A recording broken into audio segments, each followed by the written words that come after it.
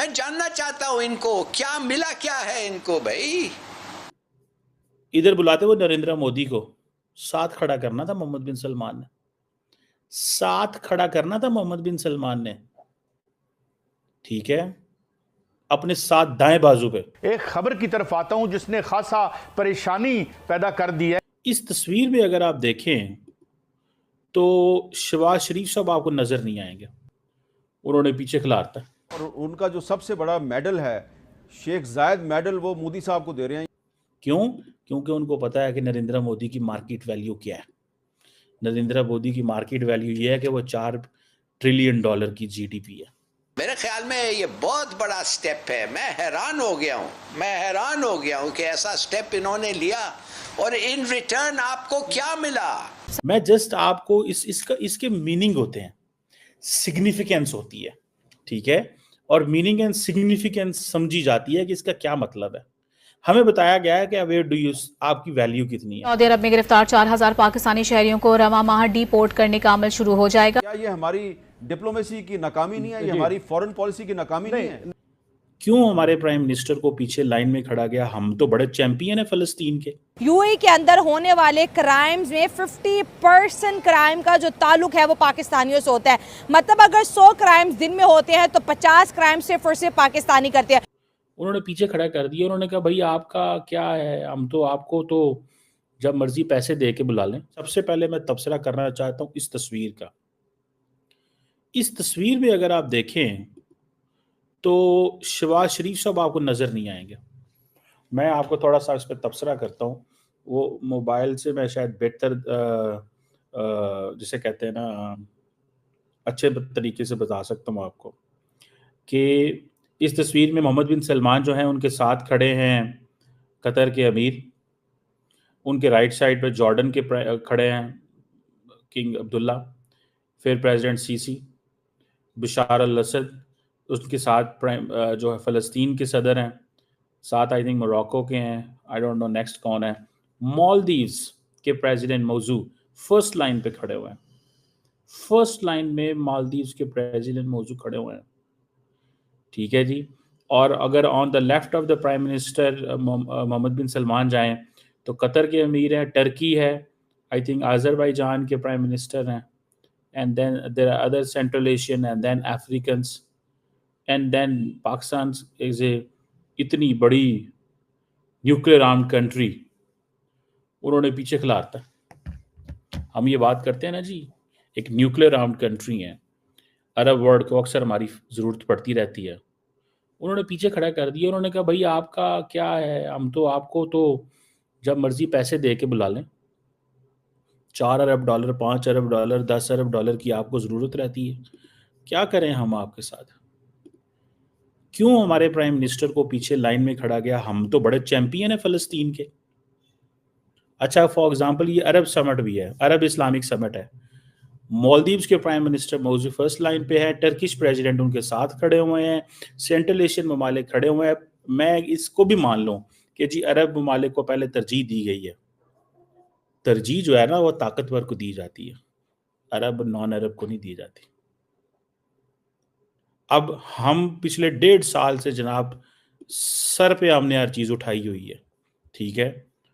अब अरब्स को तो नहीं अच्छा लगता पाकिस्तान जब फ़लस्तीन की बात करता है ज़्यादा, दे डोंट लाइक दिस, उनको बिल्कुल नहीं अच्छा लगता। वो कहते हैं क्या यार हर वक्त आप लगे रहते हैं फ़लस्तीन फ़लस्तीन करते रहते हैं, ये हमारा मसला, हम इसको रिजॉल्व कर लें कि आप करें, हाँ कॉन्फ्रेंस बुलाएं हैं फ़लस्तीन के ऊपर, कितने लोग जाएंगे आपकी कॉन्फ्रेंस पे?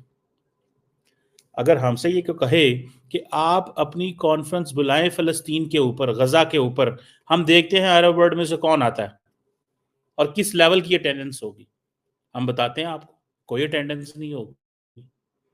कोई मुसलमान मुल्क जो है वो हमारे कहे बगैर अरब मुल्क वहाँ पे जाएगा नहीं। आप क्या बातें करते हैं? सो हमारे वज़ीर आज़म, कोई बात नहीं, हो सकता है हमें ये बताया जाए जी वो अल्फ़ाबेटिकल है, हो सकता है जी जो रूम में पहले आया था उसको पहले खड़ा कर दिया गया था, तो वो पता नहीं किसी ने हमारे लास्ट टाइम हमारे वज़ीर आज़म को, ये अभी तो उन्होंने दूसरी लाइन में खड़ा है, एक पता नहीं कॉप की कौन सी मीटिंग हुई थी उधर दुबई में, तो हमारे वज़ीर आज़म को आखिरी लाइन में खड़ा कर दिया।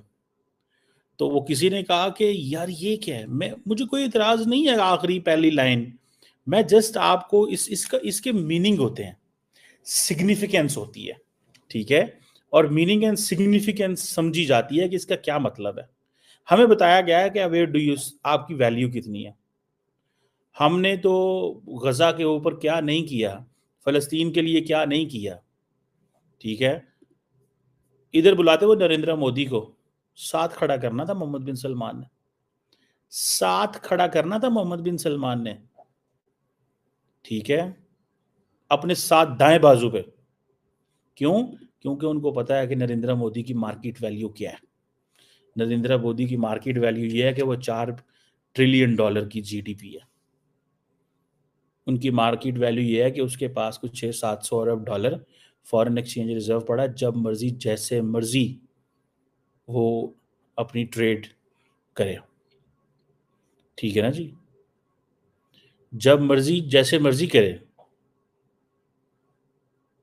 उनको कोई परवाह नहीं है। एक उसको पता है कि इंडिया जो है वो हमसे 55 अरब डॉलर की बायलैटरल ट्रेड है, अच्छा भला तेल खरीदता है। उनकी वैल्यू उस लेंस से देखी जाती है। असी सारा टाइम इस्लामी नारे, मजहबी नारे जड़ा ना मारते रहने हैं, और कहते ने यार बह जो साइड ते की तुसा रौला पाया, तंग कर दो सन, क्या तंग किया उन्होंने। सच्ची बात है, हमारे बातें पाकिस्तानी बहुत अच्छी करते हैं, लेकिन उन्होंने बता दिया है कि आपकी वैल्यू कितनी है। टर्की की वैल्यू जहाँ पे है, कतर की वैल्यू है, जॉर्डन की वैल्यू है, इजिप्ट की वैल्यू है, सीरिया की वैल्यू है। चले ये तो सारे इजराइल के नज़दीक तरीन ममालिक हैं, नेबरिंग कंट्रीज हैं, चलो बनता है जी इनकी इंपॉर्टेंस से, ठीक है। लेकिन क्वेश्चन ये है कि शहबाज शरीफ जो है, इसका मतलब ये है कि they do not consider us. There was a time, इससे पहले आपको याद होगा कि एक दफ़ा ट्रंप आए सऊदी अरब, और ट्रंप जब सऊदी अरब आए, अच्छा इसका मतलब ये नहीं कि हमारे सऊदी अरब से ताल्लुकात नहीं अच्छे। जय हिंद दोस्तों। तो सऊदी अरब में इस्लामिक जो जितने भी मुल्क हैं उन सब की एक समिट होती है गज़ा को लेकर। गज़ा को लेकर ये वो लोग आपस में चर्चा कर रहे थे, और उसे लीड कर रहा था कौन? सऊदी अरब। अब सऊदी अरब के सलमान प्रिंस मेन किरदार में थे। अब यहाँ पर बात आती है पाकिस्तान की।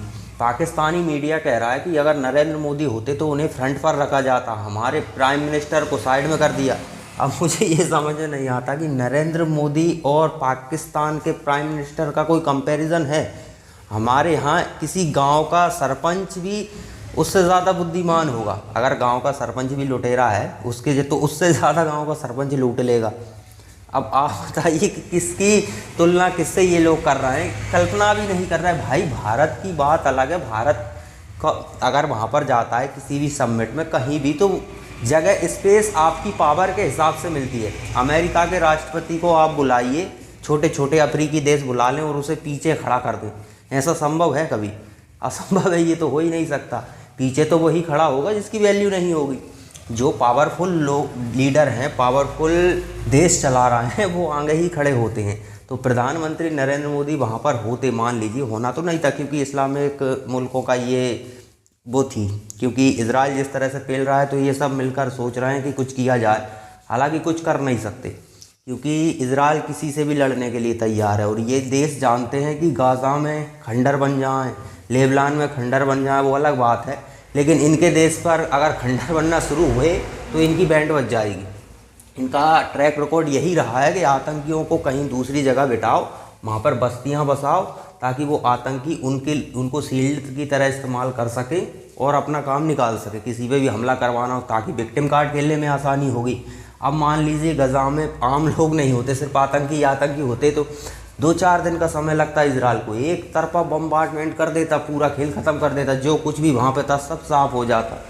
लेकिन लोगों को शील्ड बनाने का इनका एक तरीका रहा है।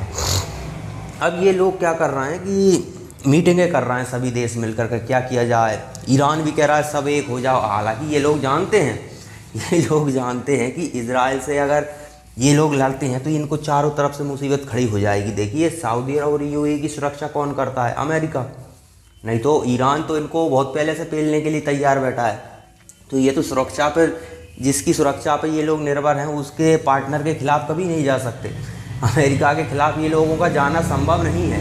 आप बताइए ईरान की इतनी बुरी स्थिति क्यों है? सेंसस के कारण, उस पर सेंसस ठोक दिए, ऑयल नहीं बेच पा रहा। और ईरान, ये देख लीजिए आप, अरब कंट्रियाँ कितनी अमीर हैं, वो क्यों हैं? क्योंकि ऑयल बिक रहा धनाधन, अमेरिका की तरफ से खुली छूट है वहाँ पर। तो भाई आप एक पावरफुल कंट्री से पंगा लेकर सर्वाइव नहीं कर सकते। अब इनको लगता है कि सभी मुस्लिम मुल्क, अरे भाई सऊदी अरब यूएई को छोड़कर किसके पास क्या है? ईरान को हटा लीजिए। ईरान थोड़ा चीन और रूस के हितों को थोड़ा मदद पहुंचाता है, इसलिए वो इसके सपोर्ट में खड़े रहते हैं, वरना कौन सा ऐसा देश है जिसके पास पावर हो? आतंकियों के अलावा और कुछ उपजाऊ है ही नहीं इनके पास, और कुछ बनाना आता भी नहीं। तो आप लोग पाकिस्तान जैसे देश हैं, अब आप अंदाज़ा लगाइए कि पाकिस्तान जैसे पावरफुल देश इसमें हैं जो भीख मांग रहा है दुनिया से। ऐसे हालांकि कई देश हैं, 2-4 ही कंट्री हैं जिनके पास पैसा है, वो भी ऑयल बेच कर, बाकी ऐसा कुछ इन्वेंशन नहीं किया है इन लोगों ने, कभी नहीं किया। लेकिन ठीक है, पाकिस्तानियों की बेइज्जती होती है तो पाकिस्तानी तुरंत कंपेयर करने लगते हैं इंडिया से कि इंडिया के अगर प्रधानमंत्री होते तो वहाँ खड़े होते, ये होता वो होता।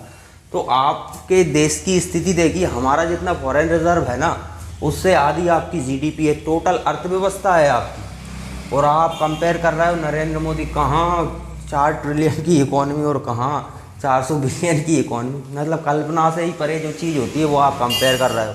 आपको जो पीछे खड़े करा रहे हैं ना, वो भी ऐसा कोई देश नहीं है वहाँ जिसकी जीडीपी भारत की जीडीपी के आसपास भी हो। तो उन देशों में अगर भारत जाएगा तो भारत को फ्रंट पे ही खड़ा होना है, बाकी जो हैसियत जिसकी होती है वो वहीं खड़ा होता है। तो पाकिस्तानियों को बुरा नहीं लगना चाहिए, आपने काम ही वो की है, दूसरों से नफरत करने के चक्कर में खुद गटर में पहुंच गए हो, तो अब आपकी यही वैल्यू रह गई है। तो ज़्यादा दिल पे लेने वाली बातें नहीं है ये।